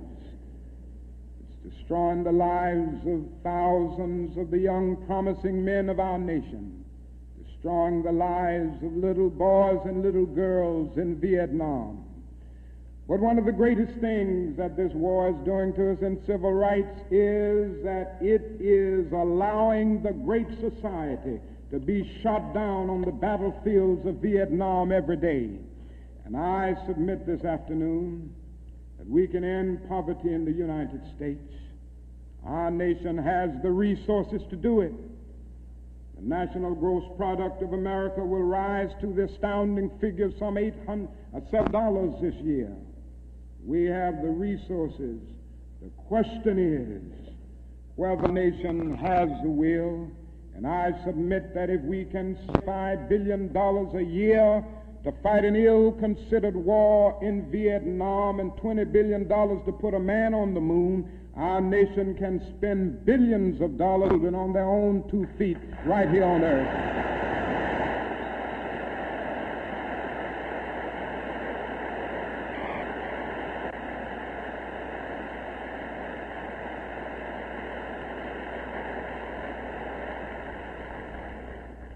Let me say another thing that's more in the realm of the spirit, I guess. That is, if we are to go on in the days ahead and make true brotherhood a reality, it is necessary for us to realize more than ever before that the destinies of the Negro and the white man are tied together. Now, there's still a lot of people who don't realize this. The races still don't realize this. But it is a fact now that Negroes and whites are tied together. And we need each other. The Negro needs the white man to save him from his fear. The white man needs the Negro to save him from his guilt. We are tied together in so many ways: our language, our music, our cultural patterns, our material prosperity, and even our food are an amalgam of black and white. And so there can be no separate black path to power and fulfillment that does not intersect white roots. And there can be no separate white path to power and fulfillment short of social disaster. It does not recognize the need of sharing that power with black aspirations for freedom and justice. We must come to see now that integration is not merely a romantic or aesthetic something where you merely add color to a still predominantly white power structure. Integration must be seen also in political terms where there is shared power, and where black men and white men share power together to build a new and a great nation. In a real sense, we're all caught in an inescapable network of mutuality, tied in a single garment of destiny. John Donne placed it years ago in graphic terms: no man is an island entire itself. Every man is a piece of the continent, a part of the main. And he goes on toward the end to say, any man's death diminishes me because I'm involved in mankind. Therefore never sin to know for whom the bell tolls. It tolls for thee. And so we all in the same situation. The salvation of the Negro will mean the salvation of the white man, and the destruction, the life, and of the ongoing progress of the Negro will be the destruction of the ongoing progress of the nation.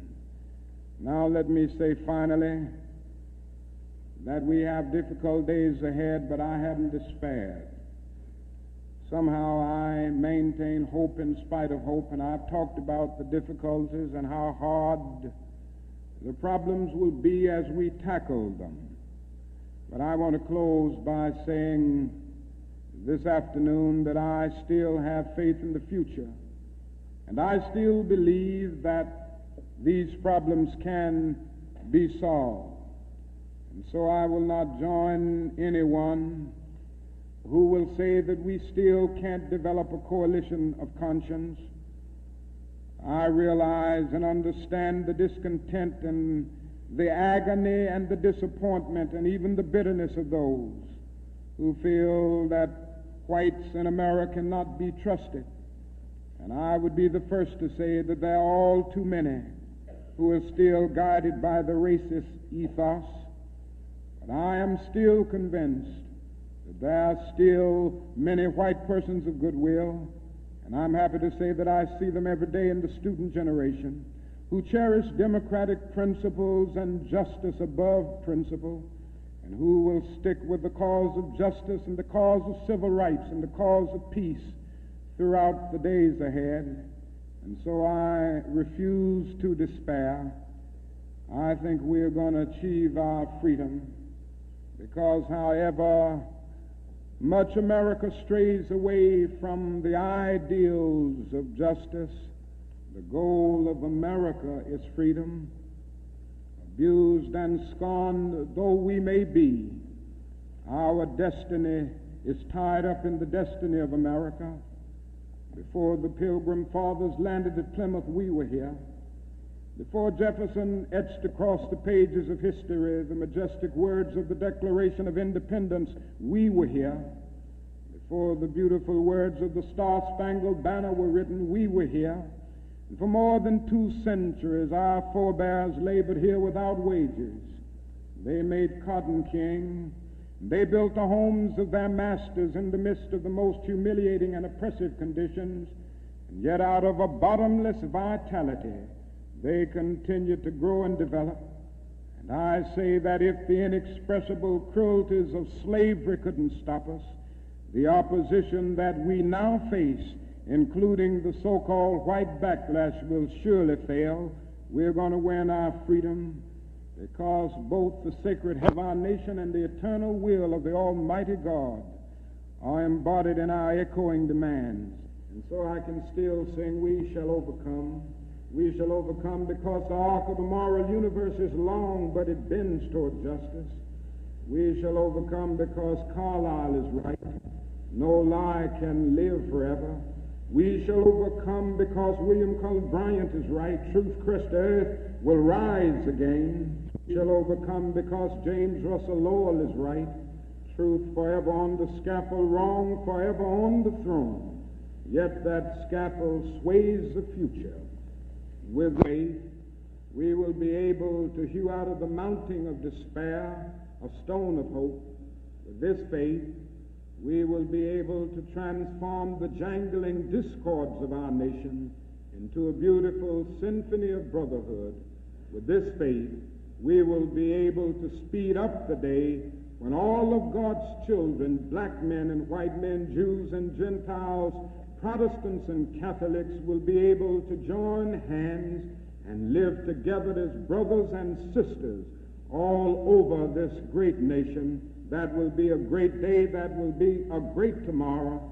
In the word, to speak symbolically, that will be the day when the morning stars will sing together and the sons of God will shout for joy. Thank you.